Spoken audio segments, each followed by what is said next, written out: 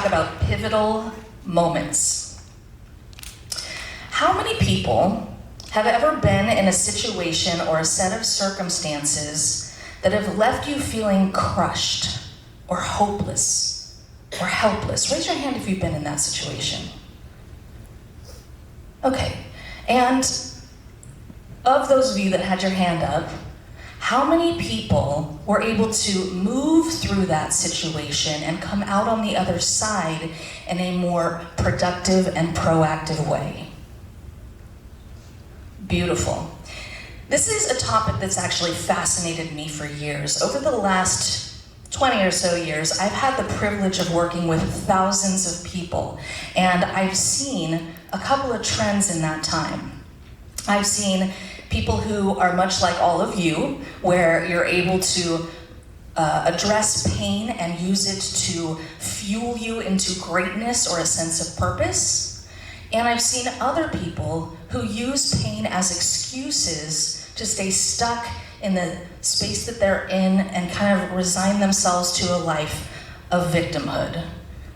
And so I've gotten really obsessed with what's the difference? And the answer is really simple. It's a choice.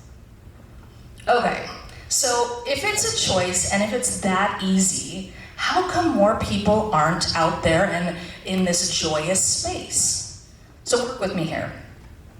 There's an ancient Native American proverb that says, within each one of us lives two wolves.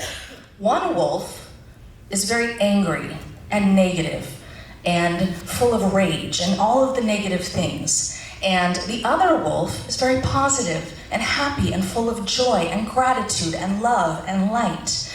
And there's a constant battle happening between these two wolves. And the question in this proverb is, who wins the battle?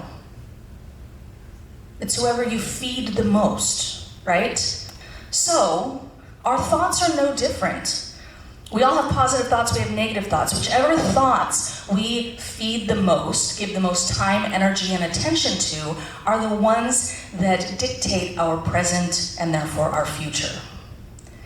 Now, if you watched my TED Talk, you know that our brains tend to naturally focus on the negative because of these deeply ingrained, hardwired neural pathways that have kept us alive for thousands of years. But these systems can be overridden, and therein lies the choice. So we're gonna do a little experiment. I want everybody right now to think of the biggest, most beautiful purple elephant you have ever seen in your life. Raise your hand when you have that vision in your mind. Okay, boom. Every single person in this space has their hand raised. You all are proving to me, but also more importantly to yourselves, that you have the ability to control your thoughts, your mind, what you give your time and your energy to. Now, you might be saying, okay, Kristen, it's not that easy when you're in a situation that feels like life or death.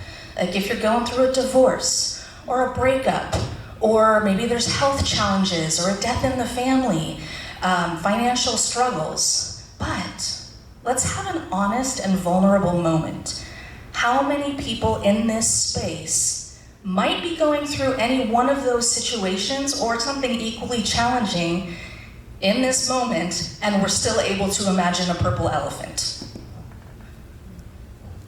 Perfect. So don't get me wrong, it's actually really important to be able to allow yourself to feel a level of pain and anguish and turmoil. That's a really important part of the healing process. But once you have sort of waited in that space for a while, that's when you want to pick yourself up and move forward in a more productive way. So the question becomes, how do you do that? And this is where the choice comes in.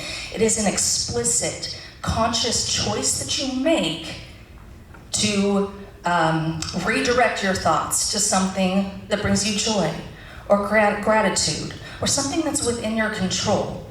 And if that seems too abstract, another option would be to visualize yourself on the other side of the pain that you're currently facing, And look at what characteristics that version of you has. What characteristics does that person have that is currently missing in yourself? And then what steps would you need to take to get there? So I'm living proof that this concept works. I am so excited to be here with all of you today. I can confidently say that I am living my dreams. I've never been happier, but it didn't start that way. So when I actually first got into the working world, I was an engineer. I did that for 3 years, and it sent me into a very deep depression. And during that time, I allowed myself to feel the pain and the hopelessness and helplessness that goes with depression. And after waiting in it for a while, I thought, man, I can't keep doing this. This is exhausting. And so I did exactly what I just mentioned to all of you. I said to myself, okay, who am I? First of all, who am I? Who do I want to be? Where do I want to go? What do I want to do? And how am I going to get there? And at that point in time, it was that I wanted to be a teacher.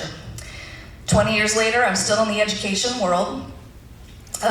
It's been some ups and downs. I've had 2 very prominent positions as I've sort of risen in leadership that were taken away very abruptly and broke my heart.